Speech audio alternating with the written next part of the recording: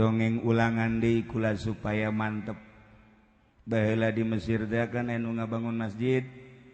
Aju batur nyumbang.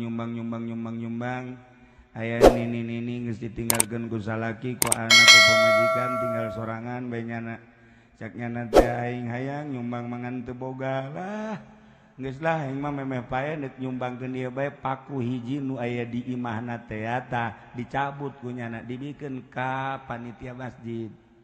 Panitia, panempelkeun di masjid jariah. Cak panitia, paku hiji ieu. Cak nini ulah neuleuh hijina.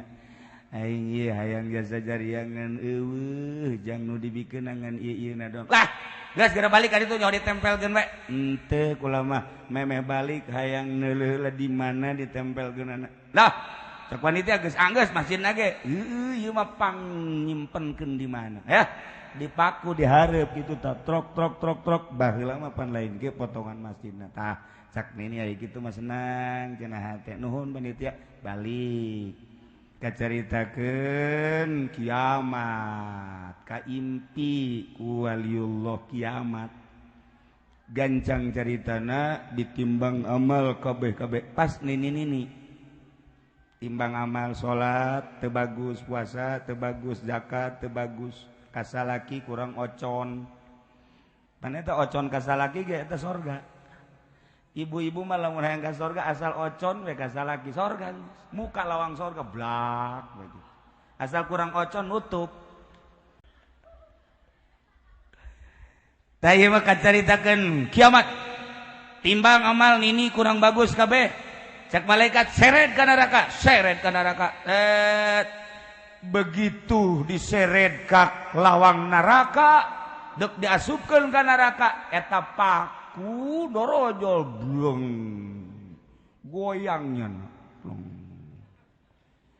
cak paku malaikat jangan coba-coba nenek-nenek itu dimasukin ke pintu neraka lewat sini emang saya saksinya satu-satunya paku yang ditempelkan di masjid jariah. Peruntukannya buat apa? Itu dipakai oleh masyarakat waktu itu kalau kakek-kakek masuk masjid, celananya penuh dengan najis digantungkan di situ.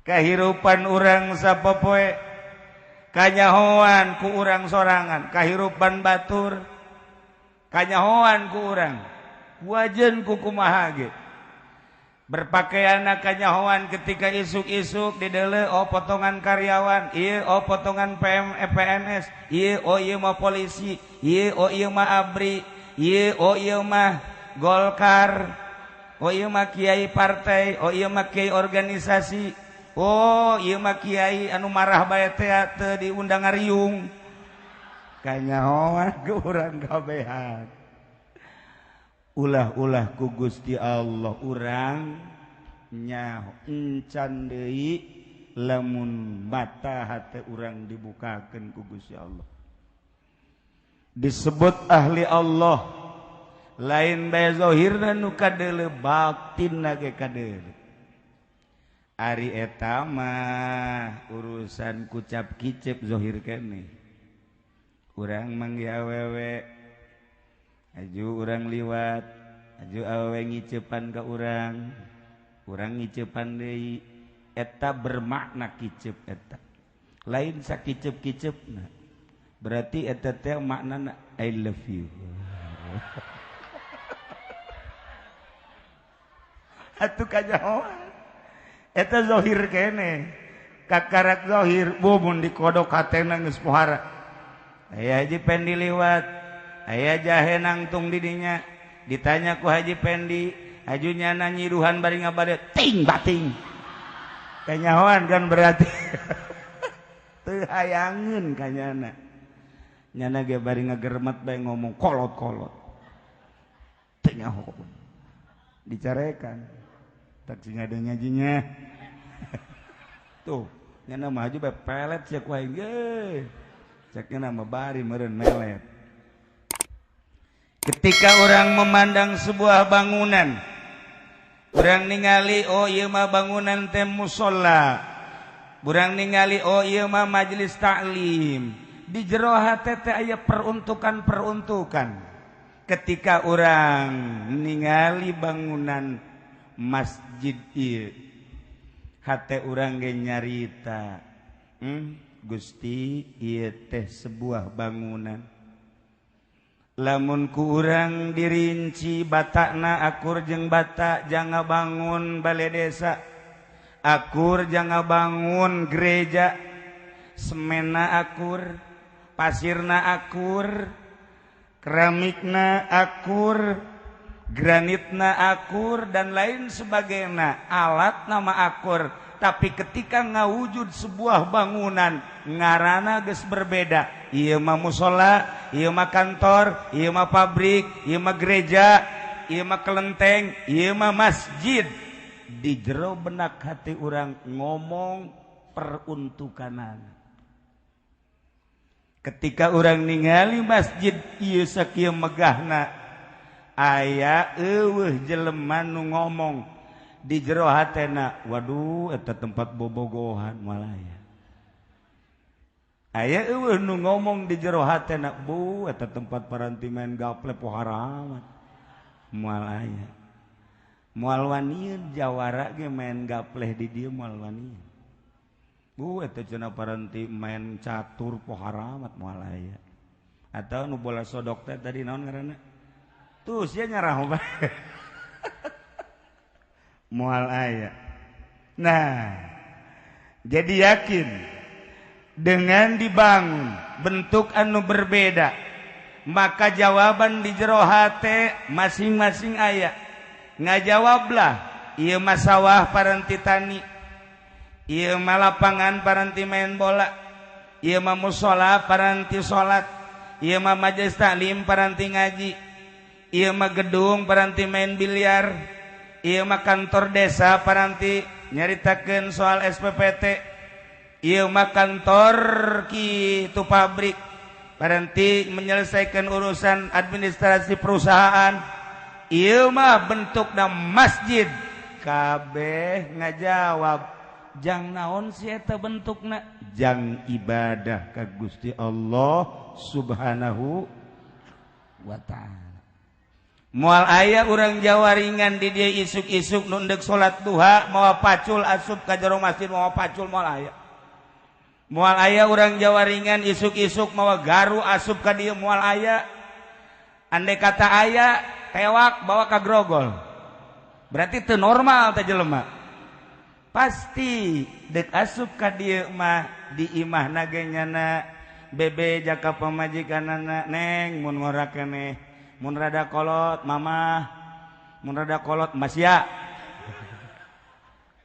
Mana tasbih? Sajadah mana sajadah? Oh iya tas sajadah tah Pak. Oh iya tasbih, tah iya tasbih. Di ka mana yang Mang Pak? Ai sajadah jeung tasbih di ka mana? Sia nanyakeun nyamal ka sawah aing. Pasti di ka masjid, Masjid Anyar. Berangkatnya na pamajikanna seuri bae. Kadi kunaon? Di ka mana? Di ka masjid. Sajadah ieu, tasbih ieu. Pan teu make calana tuh. Pohonnya na pakai celana pendek doang. Tah peruntukanana jang ibadah. Ketika di ka masjid nu ditanyakeun sajadah, nu ditanyakeun tasbih, nu ditanyakeun siwak, sakitu henteu make samping teh ditanyakeun ku pamajikanana. Tapi di ka balai desa mah moal kitu pamajikanana. Make celana pendek sakieu geus jauh ini ka mana emang Kak? Di ka balai desa. Bu panjang amat celanana tuh, panjang teuing sakitu mah. Sempak ge masalah ka balai desa mah. Tapi dah tempat ngabohong doang. Nyahueun. Nah, kitulah peruntukanan. Maka dina wengi ieu urang kumpul di dieu takziman wa takriman, ngagungkeun tur ngamulyakeun kana dilahirkeunna junjunan alam Kangjeng Nabi urang Kangjeng Nabi Muhammad sallallahu alaihi wasallam nu di jerona Kangjeng pernah diperintah ku Gusti Allah nyebarkeun syariat tabligul islamiyah, di antara eusina cek Kangjeng Nabi man goda auroha masjidan saha jelema anu lempang isuk-isuk atawa sore-sore ka masjid.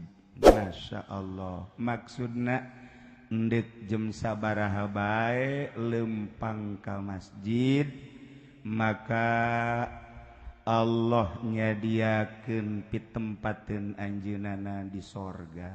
Masya Allah, nu mantak lamun hayang ka sorga geus teu kudu hese, urang lempang ka masjid ngampar sajadah langsung hese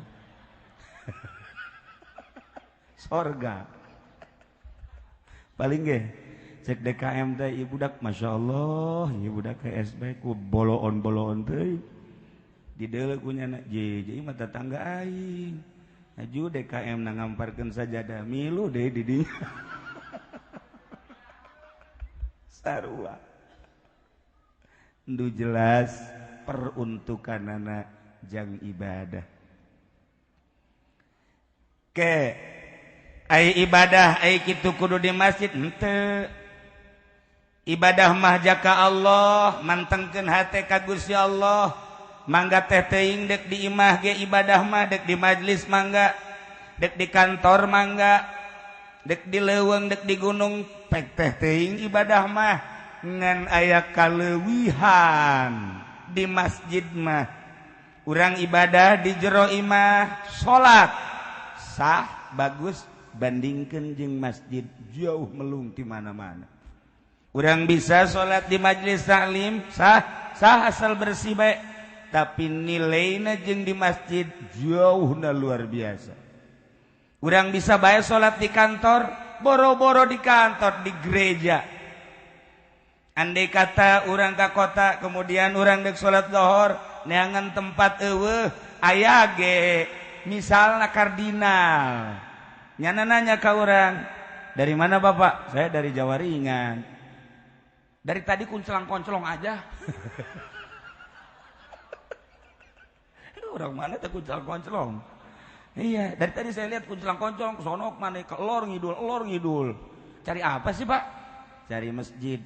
Mau ngapain? Mau sholat. Oh, kalau mau sholat saya pengurus gereja ini. Bapak kalau mau sholat sini dah di gereja di sini. Silakan. Ini airnya untuk wudhu. Kemudian silakan sholatnya di mana maunya. Oh, terima kasih Pak. Kurang asup ke gereja. Sholat zuhur, sholli fardhu zuhri arba'. Allahu akbar. Eueuh masalah. Eueuh masalah. Ya Allah ya Rabbi. Ulah sote ke gereja deuk ibadah kasalian Allah, keyakinan urang. Andai kata, tapi nilaina berbeda jeung di masjid. Masya Allah karim. Nah, Al-Quran ngajelaskeun fi buyutin azinallah an turfa'a wa yuzkara fiha ismuhu yusabbihu lahu fiha bil ghuduwi wal asal rijalun la tulhihim tijaratun wala bai'un an dzikrillah wa iqamis shalah wa ita'iz zakah. Luar biasa. Kadituna yauman tataqallabu fihil qulubu wal absar. Wallahu a'lamu bimuradi fi buyutin di bait-bait Allah. Bahasana ge fi buyutin azinallah. Nu mantak masjid eta baitullah, imah Allah. Kalau nu boga ieu mah aja. Kepala desa ilu ngabangun ieu sugan disebutkeun ieu imah desa henteu, sugan imah lurah henteu. Tokoh masyarakat ilu ngabangun masjid sugan disebutkeun ieu masjid nu tokoh eta lain. Saha bae nu milu ngabangun kiaina sorangan, andai katanya na ngabangun ieu henteu disebutkeun masjid kiai. Lamun masjid disebutkeun boga lurah bisa dijual ku lurah. Lamun ieu masjid boga kiai bisa dijual ku kiai. Lamun ieu masjid boga ki Zaid bisa dijual ku ki Zaid. Tapi masjid mah baitullah, sebuah bangunan milik Allah paranti ibadah ka Gusti Allah nu mantap nu boga bangunan ieu mah iwalti Gusti Allah subhanahu wa ta'ala geus ngabentukna ngabangun urang materialna akur batakna lah moal jauh menang ti rawa asem kajen kukumaha ge mek batana ieu campur jeung Cisoka kurang asak beureum nama mun kahujanan jadi taneuh akur materialna besina akur pasirna akur dan lain sebagainya setelah ngebentuk model kieu nu Allah kulantaran ieu nu Allah ketika orang asup ke masjid berarti zarah ka imah Allah kula kuari keur aya di imah Allah diuk di imah Allah nu aya di jero sanajan hatena hayang berkat tetep nyana keur zarah ka Allah ieu nu aya di dieu keur neuleukeun imah Allah teu sambarangan nu bisa asup ka dieu lantaran awewe di mana-mana keur head dilarang ka imah Allah. Sangkilang urang ge seorang lalaki ketika asup ke masjid kemudian dek obrol urusan perekonomian, dagang haram hukumna. Urang dek nyaritakeun perpolitikan di luar jalur Al-Qur'anul Karim. Jangan hanya kepentingan kelompok, seseorang perorangan dan lain sebagainya. Haram boga aturan-aturan. Aya najis di masjid wajib ku urang kudu dibersihan. Iyalah masjid. Jadi kuarima ieu ngabangun urang jawaringan. Perelek saleter 2 leter anu 1000 2000 kanyahoanana engke di mana geus maot. Masyaallah. Cek Kangjeng Nabi man bana baitan yu'badullahu bihi. Saha jelema nu ngabangun hiji bangunan paranti ibadah ka Allah, masjid buktina. Banallahu baitan fil jannah, bakal dibangunkeun istana engke di sorga. Masya Allah. Urang jawaringan khususna nu ngabangun ka dieu 1000, 2000, 10, 20, 1 juta, 2 juta. Perelek saleter 2 leter. Na eta engke di akhiratna bakal dibangunkeun istana. Waduh, alhamdulillahirabbil alamin. Sahabat naros, ya Rasulullah, eta kan ngabangunna babarengan. Engke kumaha di akhiratna, apakah istana hiji ku kabehan? Is henteu, cak Kangjeng Nabi, emangna Puri Jaya lain. Moal kekurangan stok di akhirat bakal saurang-saurang. Urang jawaringan aya 4000, Allah nyadiakeun bangunan 4000. Akur kitu ya Rasulullah? Henteu. Engke di akhiratna anu gede merekna istanana luhur gede agreng. Anu rada sedeng deui. Anu merena 1000 2000 istanana di akhiratna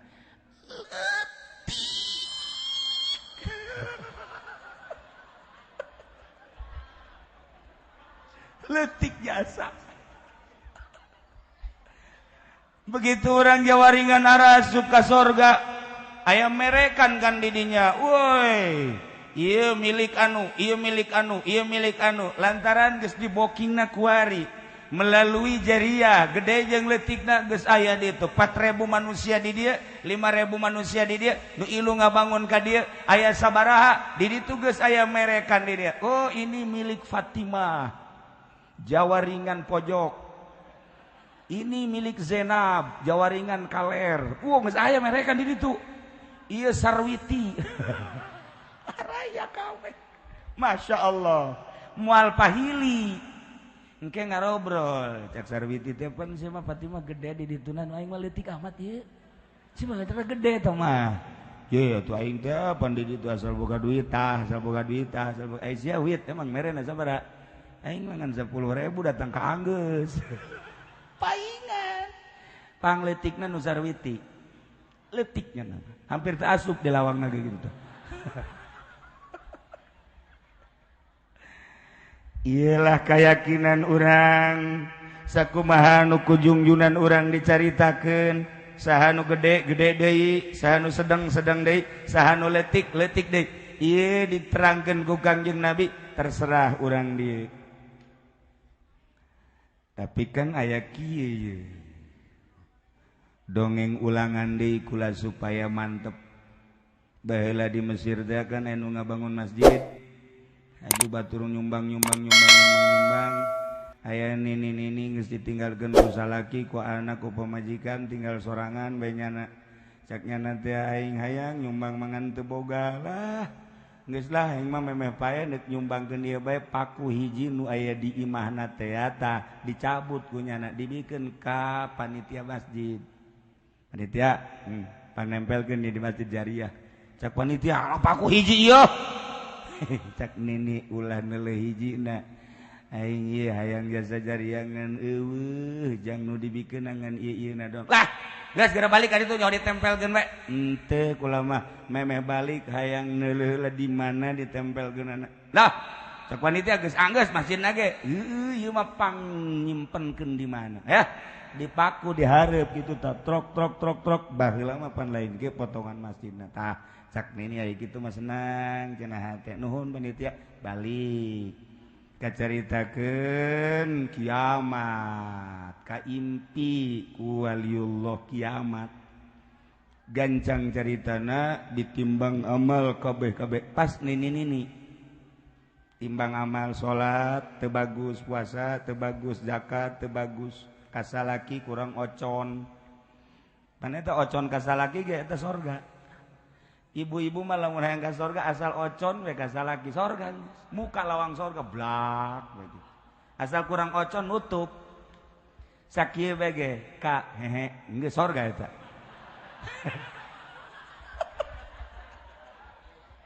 Eta salaki lamun diajak seuri ku pamajikan beuh masyaallah lega dada.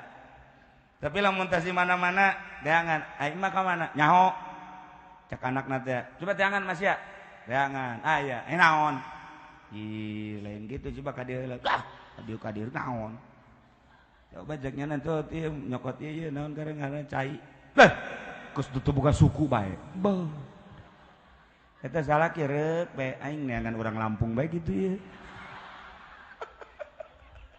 aya ta pikiran teh ji parangsana aing malah laki kara dicandung sia ku aing aya teh pikiran gitu tah lalaki mah tapi lamun dioconan kak hehe diusapan gunana ih ulah usuk dipencetan teu kula mah yang mencetan kakak bae resep cek cenah teh emang kunaon asana sadunia pangkasepna ngan kakak doang ja bo irung bekah irung ngegedean weh pohara jasa ulah sok kitu atuh inte kula mah bener berangkat dari hati nurani waduh kula mah bener kah kakak teh bogoh teh lain lalagaan eueuh deui di dunia nu pangkasep teh walti kakak asana keur hareurang ge haju cet tiis hate tiis ieu mah pan hujan ader-aderan ge hate panas mah pan hareudang hujan ader-aderan tapi kesangan ditanya sia ieu sakieu musim hujan tapi kesangan pamajikan aing manyun bae hareudang karasana nah awewe mah lamun asal kasalaki kos kitu we senang sorga muka lawan geus teu kudu salat teu kudu salat asal kasalaki bager muka lawangna lawang sorga ngan pas dekat sorga ditanya heula salat henteu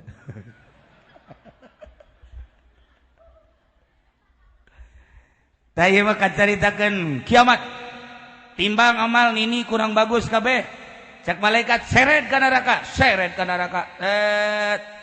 begitu diseret ka lawang neraka dek diasupkeun ka neraka eta paku dorojol bleng goyangnya cak paku malaikat jangan coba-coba nenek-nenek itu dimasukin ke pintu neraka lewat sini emang saya saksinya satu-satunya paku yang ditempelkan di masjid Jariah. Peruntukannya buat apa? Itu dipakai oleh masyarakat waktu itu kalau kakek-kakek masuk masjid celananya penuh dengan najis digantungkan di situ. Sial tak aki-aki ke masjid celanana modal ban aya modal kolot kon Haji Pedi mah kieu teu karasa. Ki teh teu karasa cret-cret bae. Atuh geus dol pan kos kieu mah. Ke masjid pakai celana simpen di dinya. Ye, eta aki-aki blow on. Emang gitu. Nah, peruntukannya gitu kayak ndek wudu, kopeana simpen dirinya, sorbana dirinya diperuntukkan pakai kastok. Nah, iyalah kula cek pakut ya. Teu meunang asup ka dieu mah, kula ngalarang. Malaikat ge kesulitan, sere deui ka lawang nu sejen. Paku pindah paku. Pindah, blok. Cek malaikat si aya deui bae atuh. Tetep aing deuk ngahalangan ini eta bae lantaran nyana gede jasa-jasana. Jariah paku aing buktina ceknyana. Waduh kabeh bararungaheun biasa. Asal dekat cai bae nempelkeun di aing kabeh ceknya. Datang ka Mondoyo tadi teh aing datang ka kitu tah. Cak paku. Cerek deui ka lawang ka 3 paku aya deui. Ka 4 paku aya deui. Datang ka lawang ka 7 paku tetep aya bae. Maka malaikat lapor ke Gusti Allah, ya Allah ya Rabbi, Engkau Maha tahu ya Allah. Ieu kudu kumaha nini mestina tetep dikanarakakeun tapi paku ngahalangan. Cak Allah geus bae balangkeun ka sorga. Ya Allah, balangkeun teh nini ka sorga. Hadena bae liwat. Aduh mun teu liwat bahaya. Itu malaikat begede tanagana, mun Haji Pendi nu malangkeun asa-asa nyana. Lah cek nyana mending jeburkeun bae. Mantak malaikat mah lain cara polisi, lain cara abri, lain cara calo. Titah ka sorga malangkeun ka sorga bae. Mun bangsa Haji Pendi, balangkeun ini. Bebaskeun habak. Balangkeun blek datanglah ka sorga. Ti heula atuh pan dibalangkeun. Panitia kabeh encan datang ka sorga nini geus kieu bae di sorga. Oh. Budak sepi amat ceknya can asa saya. Di sorga sepi. Can aya sasaha. Kakarak norojol panitia masjid saurang, 2 urang, 3 urang, 2 urang. Kabeh nanya, "Nih, pani bisa ya di dia?" "Ini mah teh heula." "Pan baheula nanti jari ya." "Eta paku hiji." "Obi kuak bisa ka dieu ya?" "Nyaho dibalangkeun jak ku malaikat." "Oh, Masya Allah ti heula." Nu mantak ibu-ibu teu kudu loba paku hiji. Sorga. Masya Allah isuk mau paku bayinya hijinya. Geus anggeus masjidna. Eta keur carita naon? Maziah kautamaan ngabantu imah Allah. Lain lalagan. Beuh pohara jasa. Nah iyalah disebut Baitullah peruntukanana. Dijelaskan didinya yusabbihu lahu fiha bil ghudwi wal asal. Jang paranti ngabersihkeun asma Allah. Urang datang ke masjid matilok aya anu cicingeun langsung dikaluarkeun bae tasbih percis di mana-mana ge komo urang Jawaringan mah ja santri kabeh. Terutama pai Jumat berangkat ke masjid langsung sila langsung ka tasbih dikaluarkeun. Maca sholawat Allahumma sholli ala sayyidina Muhammad wa ala sayyidina Muhammad Allahumma sholli ala sayyidina Muhammad wa ala sayyidina Muhammad. Tasbihna mah panjang, kakarak menang 7 repes. Tasbihna ge, tasbih bingung cak aing caknya na panjang-panjang teh tuh mawa aing. Aing deuk 7 doang mah. Ieu tasbih ge nyarekan. Begitu diasupkeun ka ieu ka kantong cak tasbih. Goblok tolol.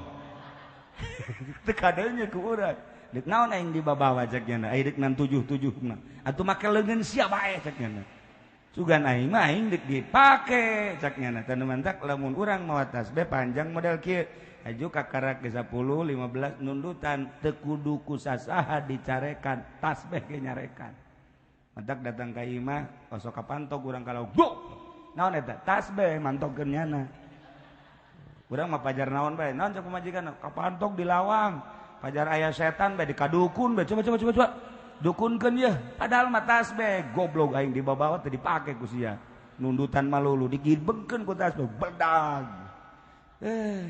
aju ka pamajikan marah ieu gara-gara tasbih teh dipake Nah datang ke masjid maka bagai yusabbihu lahu fiha bil guduwi wal asol ngabersihkeun Gusti Allah di jero bangunan Gusti Allah yakni masjid isuk-isuk jeung sore-sore yakni eueuh waktuna eta mah bahasa kinayah deuk jam sabaraha bae nu mandak masjid teh aneh kadang-kadang dikunci teu bisa asup peruntukanna jang ibadah. Kumaha lamun tengah peuting aya nu hayang tahajud ka masjid, hayang salat hajat ka masjid, aya nu wirid-wirid di masjid, dikunci masjid teh teu meunang jang naon. Dan mantak ulama aneh. Kadang-kadang di satu tempat masjid dikunci. Ulah dikunci masjid eta cenah kiai aya jeman sok dipaling ku jelema. Ulah make jam nu mahal-mahal. Eta cenah sok aya kenceleng ngaju osok dipaling. Lah nu maling kenceleng mah lain batur panitia tah mah. Teu kudu batur-batur, kadang-kadang dibuka ku panitia sorangan, tolol tah panitia. Di ditu tah mah di Lampung. Barang KTP-na mah urang Jawa ringan. Masyaallah. Nah, yusabbihu lahu fiha bil ghudwi wal